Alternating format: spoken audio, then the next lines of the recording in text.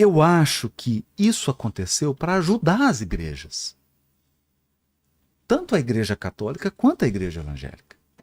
Ajudar a resolver certas coisas que eu acho que não estão bem resolvidas.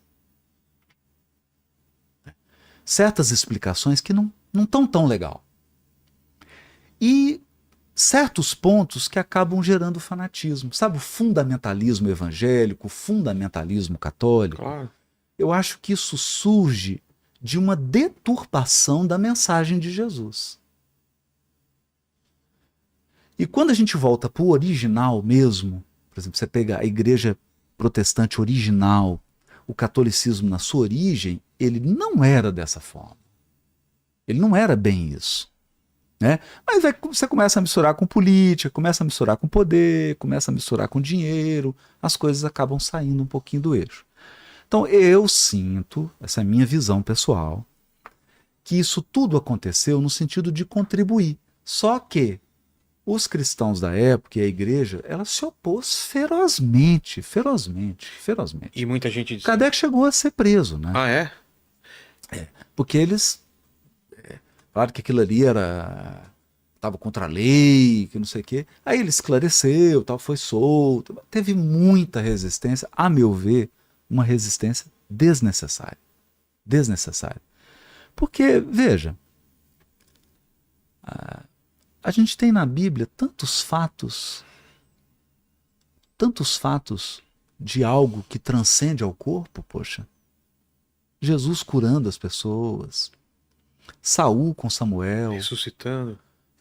Tem tanta coisa, Elias, sonhos, José no Egito, tendo intuições, tendo sonhos. Isso era tão comum. Por que em determinado Fala até de viagem astral, né? De fio de prata, ligação do corpo com o espírito. Saindo do corpo. Daniel, o próprio Davi, todos os profetas falam, sair. Paulo fala. Um homem, não sei se no corpo ou fora dele, Deus o sabe, foi até o terceiro céu. Por que terceiro céu? Os judeus acreditavam que você tem 7 céus. Olha que legal isso.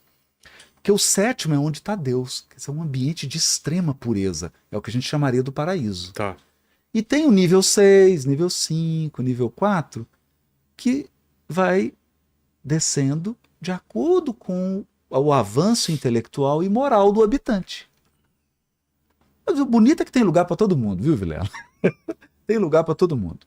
Mas Deus está na pureza máxima. Ele é o santo, né? O santo dos santos, como diz os judeus, né? Deus é Deus, né? Agora, olha que legal. O Paulo falando isso, ser um homem que eu acho que é ele mesmo. Foi até o terceiro céu, quer dizer, foi uma região espiritual que não era ainda a top da top, não. E lá encontrou com um homem e conversou. Quer dizer, isso está repleto. A gente tem Simão Pedro, em Atos dos Apóstolos, falando do centurião que apareceu para ele em sonho e falou, Simão, vem até mim. O Simão acordou, foi lá, realmente estava o centurião esperando ele, e esse centurião se converteu ao cristianismo. Está repleto disso. Para que separar? Para que a gente ignorar isso, né? Acho que não custa nada a gente compreender, tem tanta coisa inexplicável, né? Como diz Shakespeare, tem tanta coisa entre a terra e o céu que a nossa filosofia não dá conta. Né? Eu penso que a gente conhece nada da natureza. E que a gente tem que estar aberto para aprender e para descobrir coisas que a gente não sabe. Mas você não tem medo de que esse livro e essas novas experiências e doutrinas, elas possam ter algum efeito, pode ser alguma confusão, por exemplo, de Lúcifer, porque vocês acreditam também nessa existência do mal, a existência de um inimigo de Deus, de um anjo caído? Como que... Olha, que legal isso que você está falando, porque assim... Porque pode ser alguma coisa se passando por outra, sabe? Agora, olha que legal. No judaísmo, e eu gosto de dizer isso pelo seguinte, porque nós cristãos nos apropriamos dos livros judaicos, certo, que a gente chama de Velho Testamento. Mas os guardiões desses livros são os judeus. Não existe essa ideia de diabo no judaísmo. Não? Não. Satanás, em hebraico, é o adversário. Então, a compreensão judaica é de que você se torna um adversário da lei divina. Tá. Quando Você se torna. Porque, Vilela, eu vou citar um exemplo aqui. Durante a Segunda Guerra Mundial, na Alemanha, havia uma enfermeira nazista que ela separava as mulheres judias grávidas e esperava no momento do parto, hora que a judia entrava em trabalho de parto, ela amarrava as pernas da mulher. Eu te pergunto, precisa de um demônio? Não. Precisa de um diabo? Não precisa, rapaz. Você chega aqui e vê um cara tirando uma arma aqui, o cara põe uma arma na sua cabeça, atira na sua cabeça por causa de uma porcaria de um relógio. Precisa diabo? O diabo somos nós. Quando a gente se desconecta de Deus, quando você se desconecta de Deus, você se torna um diabo. Que o diabolos, é uma palavra grega, é o adversário. Entendi. Porque o que é tá Deus? contra- Deus é luz, Deus é bondade, Deus é cooperação, Deus é fraternidade, é ajuda mútua, é compreensão, é perdão. Toda vez que você se afasta disso, você se transforma num adversário. Você se transforma num opositor. Um opositor da ordem divina. Só que nós criamos uma figura mítica. Eu entendo perfeitamente isso.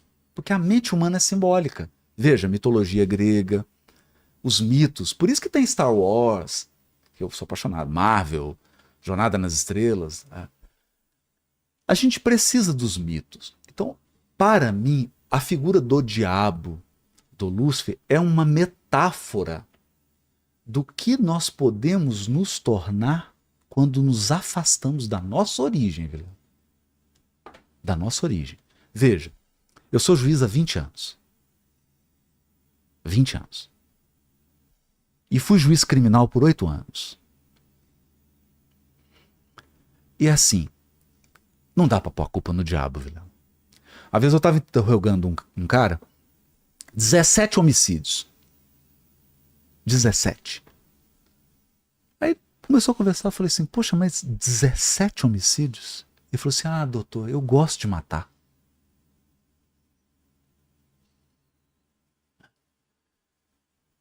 E aí eu... Assim você vai pensando, né? Teve um caso que eu julguei, os caras pararam, eles estudaram uma família, era pai, mãe, um jovem casal, com uma criancinha pequenininha de 4 anos de idade. Eles estudaram os hábitos daquela família e descobriam que o pai saía 7 horas para trabalhar, a mãe ficava com a criancinha. 7h30 da manhã eles pararam um caminhãozinho na porta da casa. Um ficou vigiando lá de fora, 2 no caminhão para carregar o caminhão.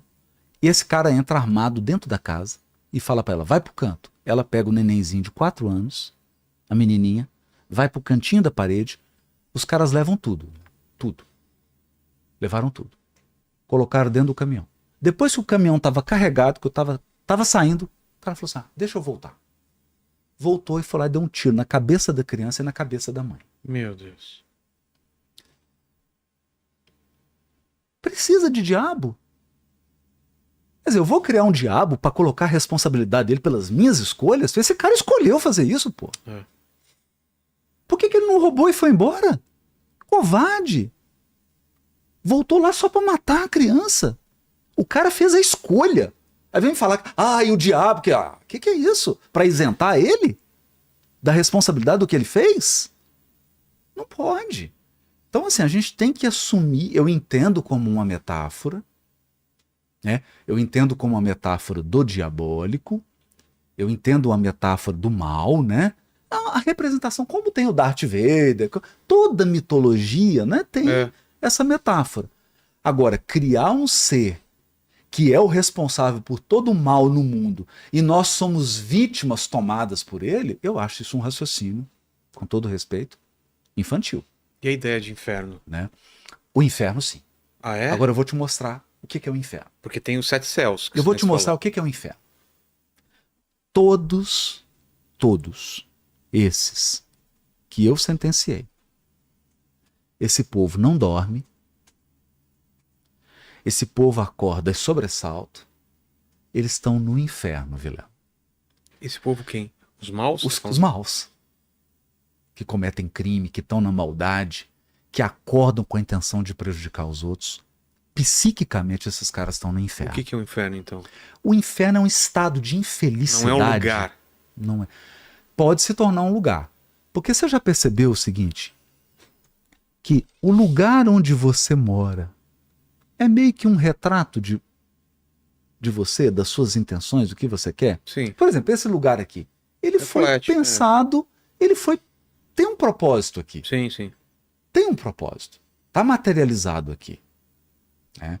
Imagina alguém que está só pensando no mal, só pensando em levar vantagem, só pensando em prejudicar alguém, que não tem escrúpulo. Que ambiente que essa pessoa cria? É um ambiente de tormento. Eu, graças a Deus, Vilela, tenho a oportunidade de analisar isso do ponto de vista jurídico, como juiz, do ponto de vista psicológico. Né?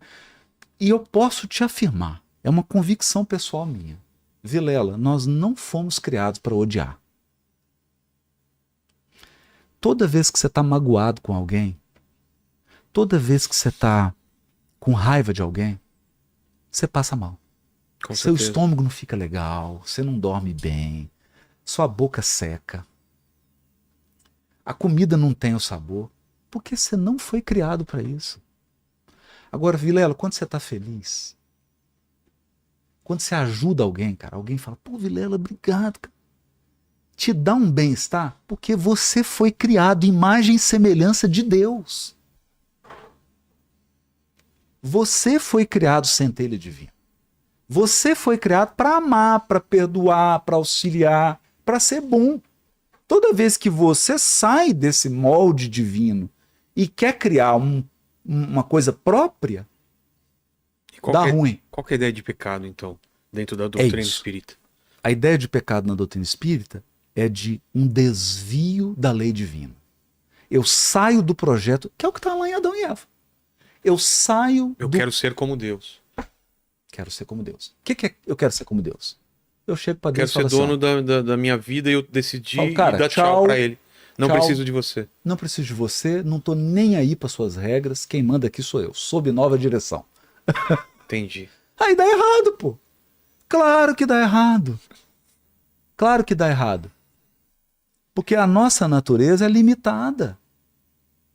Você é cheio de instintos. Você, claro que você está voltado. Farinha pouca, meu pirão primeiro. Isso é da natureza humana, biológica. Se você não tiver um ponto de conexão com o divino, você não consegue sobrepujar essa fragilidade humana. A natureza humana é frágil. Jesus fala isso. Nós somos mais frágeis que perversos, né? Mais frágeis do que perversos. Senhor, perdoa, eles não sabem o que fazem. Não sabem o que fazem. E eu acho bacana, Paulo fala na carta aos Coríntios, fala em Gálatas, que do primeiro Adão e do segundo Adão. O que é o primeiro Adão?